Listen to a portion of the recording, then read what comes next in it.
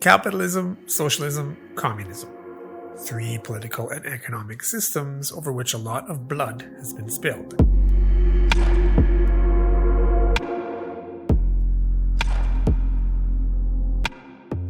There are lots of opinions about what each one is, but not everybody understands the difference. Despite all the confusions, however, it's not that hard to sort out. Capitalism is an economic system that allows for the private ownership of property. Capitalists are simply those who own property. But not just any property.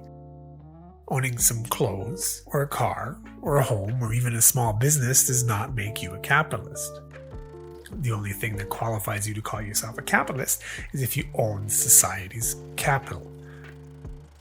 Capital, also known as the means of production, is the land, the factories, the buildings, offices, machinery, and tools needed to put the workers of the world to work. Capitalist is simply someone who uses the means of production to put the workers to work.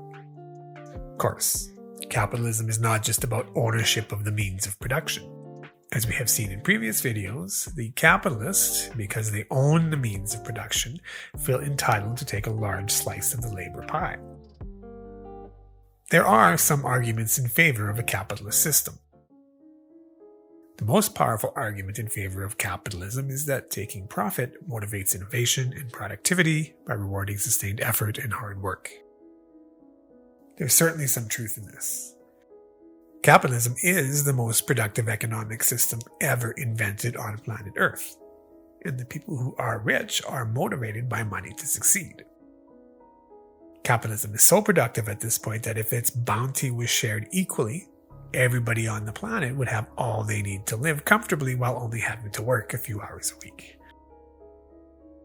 As for innovation, there is truth in this as well, though we should recognize that getting rich is not the only motivation that drives innovation. People may be motivated to innovate for many reasons, because it makes them feel good or because they simply want to make the world a better place. Of course, capitalism is not without its problems. The biggest problem with capitalism is the same as its primary strength, which is that it uses money to motivate people. The problem with this, as scientists are beginning to understand, is that money is a substance that taps your brain's pleasure centers. Like any drug that does that, money is highly addictive. Once addicted to money, people will do anything to acquire more. They will cheat on their taxes, they will sacrifice their children, they will squeeze their workers, they will exploit child labor and impoverish billions to the point of starvation just so they can have more. Which is where socialism comes in. At a certain point, the collective suffering caused by addiction to money is so great that people, having nothing left to lose, rise up, wrest control of the government from the capitalists who control it, and use it to force a more equitable distribution.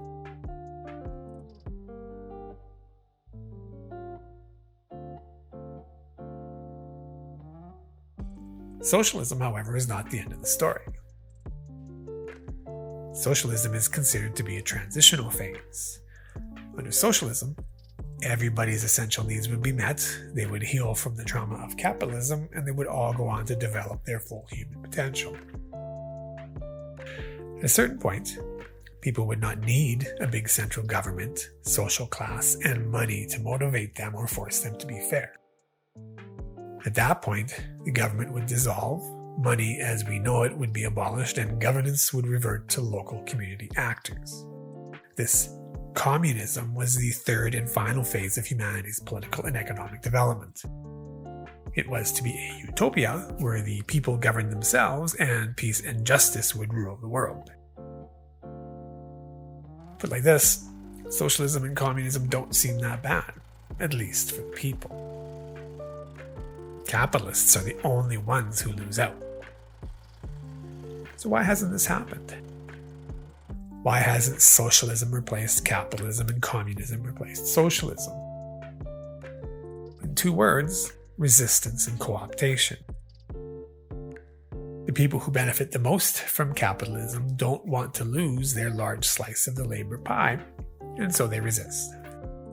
In order to prevent the people from rising up, They lie about the nature of socialism and demonize communism with boogeyman stories about the sacrifice of individuality, the loss of freedom, and the tyranny of the working classes. If a socialist government does emerge, as for example in Cuba, capitalists won't give it a fair shake. First, they will try to overthrow the socialist government through military force or assassination. If they can't do that, they will asphyxiate the economy with trade sanctions designed to punish the people with poverty. Then, when the people are suffering at the hands of economic sanction, they will blame socialism and not their own unethical interventions. In all this, they conveniently ignore the fact that even though some socialist experiments have failed, others, in particular those espousing democratic socialism, have been quite successful. Of course, none of this is to say that socialism and communism do not have problems. Some of these problems are technical and some are psychological. As for the technical problems, in a complex world with a large population and advanced productive systems, socialism and communism require advanced information technologies to facilitate decentralization of power and equitable distribution of resources. These technologies have only become available in the first decades of the 21st century. As for the psychological problems, when the people take control, it has happened that they become enamored of power and wealth and turn into the violent oppressor as well. People are human, after all, and we are all damaged by toxic socialization. Consequently, no matter what economic system we choose, we are all susceptible to anger, hatred, greed, and addiction. If any economic system is to avoid descending into a hellscape of greed, oppression, violence, and despair for the many, and obscene wealth, power, and privilege for the few, the damage that turns us from loving and open children to violent, addicted, hateful adults has to be addressed. As long as we remain oblivious to the collective damage of humanity, as long as we fail to devote our full attention and resources to healing, history will continue to repeat itself until inevitably the planet can no longer sustain us and our civilizations crumble into dust.